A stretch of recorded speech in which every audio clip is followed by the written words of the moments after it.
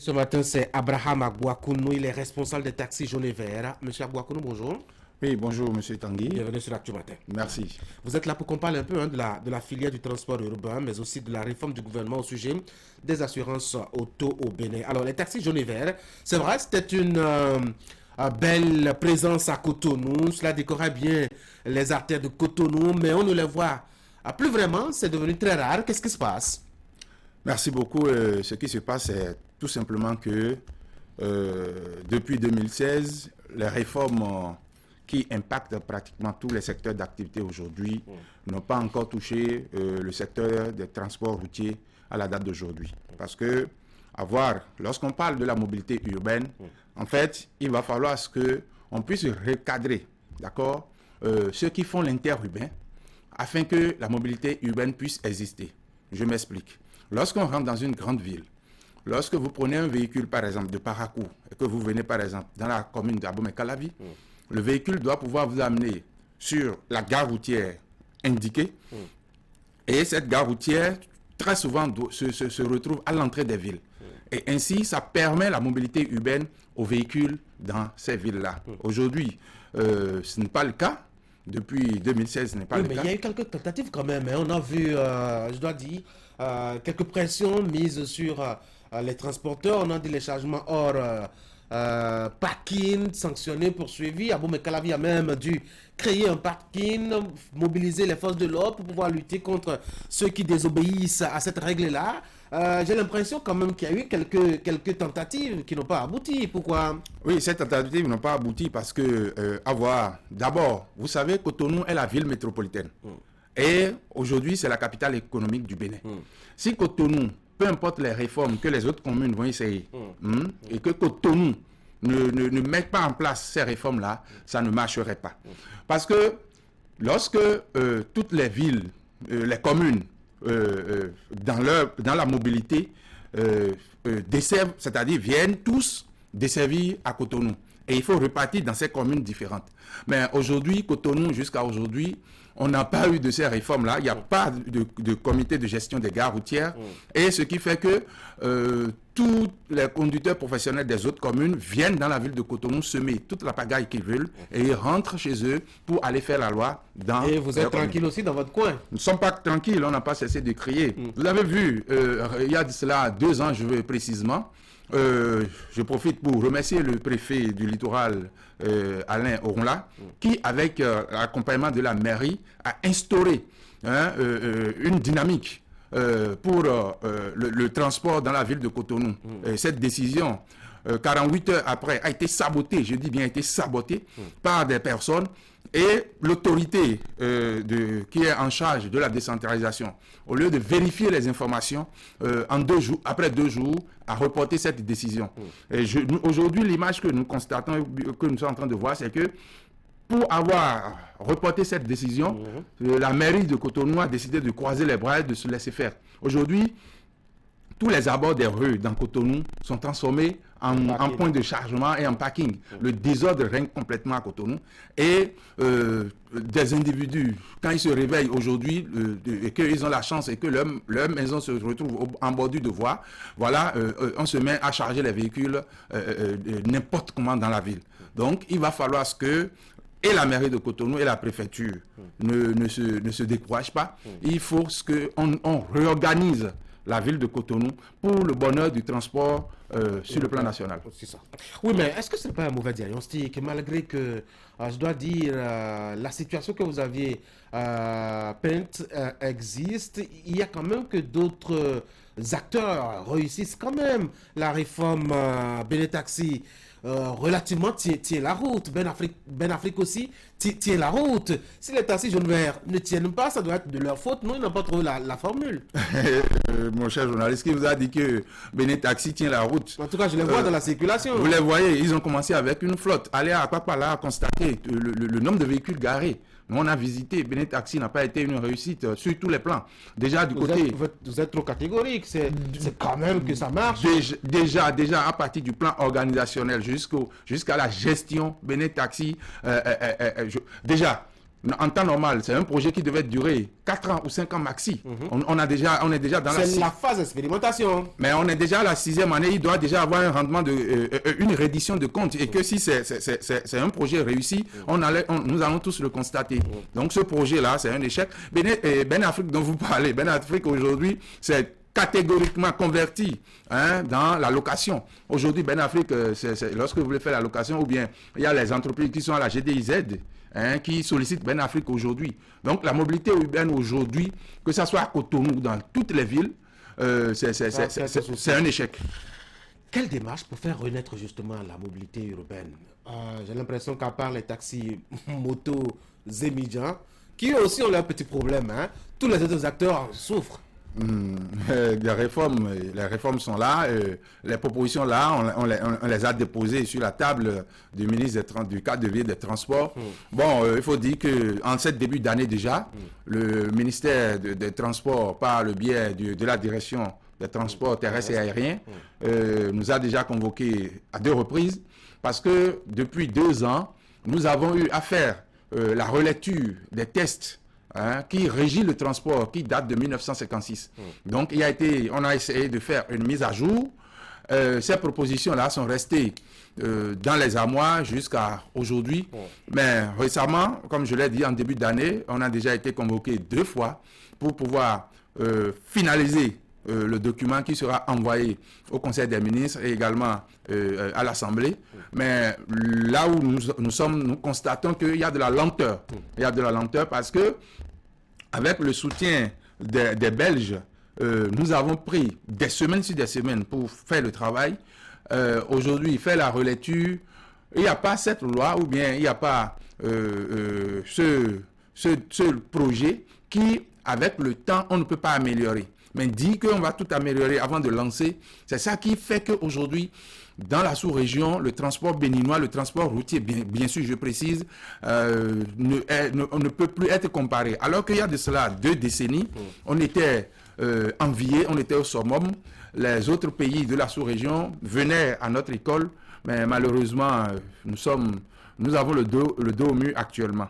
Donc voilà le visage. Un peu le visage. Oui, c'est vrai qu'il y a quand même quelques réflexions qui sont en cours, notamment au niveau du Parlement, qui a quand même fait voter quelques tests. On attendra de voir officialiser ces tests-là pour savoir ce que cela aura comme impact. Mais en attendant, on a déjà une idée d'une décision qui, ma foi, fait polémique déjà, notamment au niveau donc, du secteur des transports de façon générale. C'est notamment le conditionnement de l'accès à l'assurance auto, au paiement de la TVM et à l'établissement de la visite technique. Et vous dites que c'est une bonne chose. En quoi est-ce que c'est bon? Merci beaucoup. Et comme je ne suis pas de votre avis. Déjà, je vous dis que beaucoup de ces personnes-là, surtout ceux qui sont dans les administrations, veulent se cacher sous les acteurs des transports que nous sommes pour pouvoir dénoncer. Et moi, je les ai déjà dit, mais désolation. Cette réforme-là, ce n'est pas une nouvelle réforme. Ah bon? En fait, oui, cela existait. Il y avait depuis la nuit des temps, il y avait ce qu'on appelle Big Vignette. Il y avait la vignette, il y avait le Big Vignette. À la venue du président Soglo, on a ramené ça à la vignette. Et à partir du premier mandat de Kérékou, c'est ramené à la TVM. Donc, non, à la TUTR. Et à partir du mandat de Yahi Boni, Yahi Boni, c'est ramené à TVM. C'est des taxes que nous avons l'habitude de payer.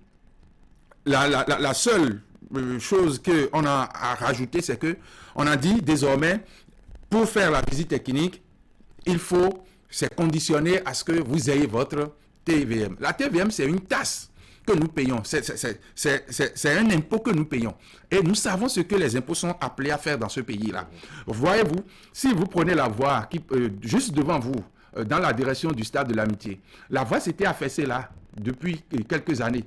Et vous savez combien de véhicules ont eu à être endommagés à cette hauteur-là? Nous, on a des nôtres même qui ont... Mais lorsqu'on a fait cette réflexion-là, de cette voie-là, la circulation est normale. Oui, donc, mais qu'est-ce qu'on fait des sous au niveau des pompéages alors? les sous au niveau des fonds péages ne pourraient pas suffire pour entretenir, d'abord construire et entretenir les infrastructures routières. Nous sommes des acteurs routiers.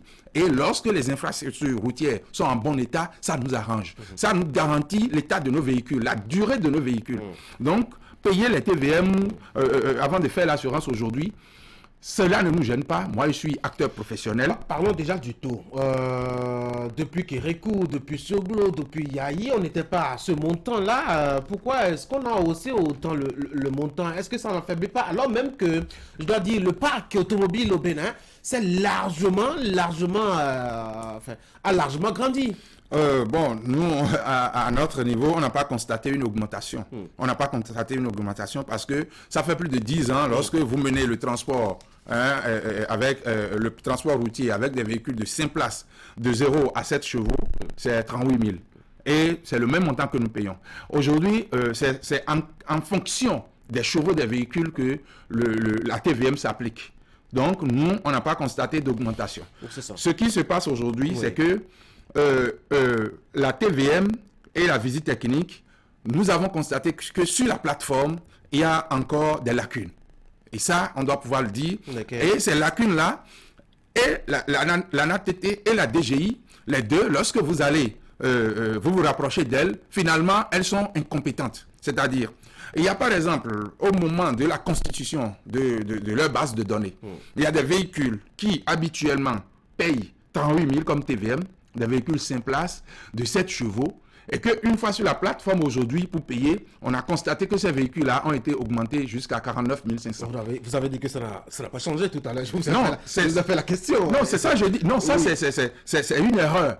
Lorsqu'on s'est rapproché de la NATT nous dit que le véhicule a été classé dans la catégorie des véhicules de déménagement.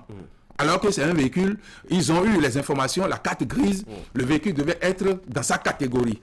Donc, pour corriger cela, depuis le lundi, nous sommes tantôt, vous allez à la NATT vous envoie à la DGI, vous quittez la DGI, vous revenez à la NATT. On est dans cette course qui ne finit pas. Donc, il va falloir à ce que ce soit la NATT, la DGI... En tout cas, qu'ils s'entendent pour s'entendent. C'est le seul souci qui se pose là? Non, ce n'est pas le seul souci. Oui. Il y a l'autre souci qui se trouve être que lorsque, par erreur, sur la plateforme, vous voulez payer par exemple la TVM, et par mauvaise manipulation ou bien par une petite déconcentration, vous introduisez mal votre immatriculation. Vous payez pour quelqu'un d'autre. Vous payez pour quelqu'un d'autre. On peut pas récupérer. Pour récupérer, c'est un problème. Donc, il faut des démarches sur des démarches. Il va falloir que la plateforme soit réaménagée, réétudiée, pour que ces problèmes-là, nous puissions les régler. Parce que celui qui est, par exemple, dans le Nord profond, et qui a ce problème-là, on lui dit de venir à la Direction générale des impôts à Cotonou ici. Juste pour corriger ce petit problème-là. Donc, il va falloir qu'on puisse redynamiser la plateforme et que des compétences puissent être derrière la plateforme. Vous n'avez pas répondu à ma question. Laquelle? Pourquoi est-ce qu'on devrait conditionner l'accès à l'assurance auto au paiement de la TVM et justement à l'établissement comment est-ce qu'on appelle, de sa visite technique? On est en train de pénaliser la visite technique qui était plutôt, je dois dire, juste une infraction routière réprimée par la police. Merci beaucoup. Moi, de ma lecture et de ma position d'acteur de transport, moi j'ai compris que c'est parce que beaucoup de personnes n'aiment pas payer la TVM. Que fait la police alors? Elle devrait jouer son rôle. On ne peut pas criminaliser quelque chose qui était juste une infraction routière. Pour la police, j'en viens là. Oui. Lorsqu'on dit que la police doit jouer son rôle, la police même, est-ce que tous les policiers payent la TVM? Les contrôles routiers qui se font aujourd'hui, vous-même vous devez constater, on attend 13 heures ou 14 heures, la police vient sur la voie et déjà à 16h, 17h, la police quitte. Aux heures où vous, qui êtes dans les administrations publiques et privées, vous quittez la maison à 6 heures et déjà à 7 heures, vous allez garer vos véhicules dans les garages des administrations, vous n'êtes jamais contrôlé. Donc, c'est le moment où la plateforme sécurité qui a été lancée en décembre doit commencer par travailler. Et qui a un comité, pas seulement la police, qui a un comité dans lequel il doit y avoir des inspecteurs de la DGI et qu'on passe dans les garages des administrations. Et qu'on puisse, lorsqu'on contrôle un véhicule et que le véhicule n'est pas à jour, qu'on puisse le déposer, on puisse vous déposer la verbalisation sur vos véhicules. Est-ce que ce n'est pas plus aisé d'avoir, je dois dire, un répertoire des véhicules qui existent? d'avoir leur adresse et de leur adresser directement, je dois dire, une réclamation, plutôt que de pénaliser justement ces deux éléments? Non, ça ne pourra pas marcher parce Comment que ça? je peux avoir, sinon le gouvernement par la NATA déjà le répertoire de tous les Oui. véhicules au Bénin. Mais je peux avoir un véhicule n'est pas en train de rouler. La preuve, moi j'ai 2 véhicules à la maison, ça fait 1 an, sinon 2 ans. Si j'ai garé ces véhicules-là, je ne les roule pas. Donc si je ne roule pas le véhicule et qu'on m'envoie la taxe sur le véhicule à payer, on peut dire que c'est un abus de pouvoir. Donc, c'est les véhicules qui sont en circulation qui doivent payer la TVA parce qu'elle roule sur l'infrastructure routière et elle doit participer à son d'entretien. J'ai encore 2 questions, hein, mais on a 3 minutes à peu près pour finir. Comment voyez-vous l'avenir du transport urbain? L'avenir pour le transport urbain, l'avenir sera radieux. Ah oui? Oui, très radieux et très prochainement. Je pense qu'en cette année 2024, le gouvernement doit pouvoir faire le nécessaire. Si le gouvernement ne le fait pas, nous, on va bousculer le gouvernement à réorganiser le secteur transport et que chaque acteur puisse se retrouver dans son couloir. Ça sera pour le bonheur de la nation. Cotonou est-il prêt vraiment à revoir, à avoir un nouveau visage aujourd'hui? On sait que Cotonou n'est pas très grand. Et puis les voies sont très coincées aussi. Ça ne favorise pas justement le développement du transport urbain. Ça, c'est dû à la mairie de Cotonou. Hein, et surtout, je vais dire, les cadres, le maire et ses adjoints qui ont jeté l'éponge. Et réellement, il faut qu'ils se mettent au travail. Parce que si Cotonou est organisé, les recettes également rentrent dans leur caisse. Abraham Bouakounou, merci beaucoup d'être venu sur Actu Matin, responsable des taxis jaunes et verts. On a parlé de leur vie et de leur débrouillardise. Merci beaucoup encore une fois d'être passé sur Actu Matin. Merci à vous. Mesdames et messieurs, on va faire la transition pour la rubrique économie.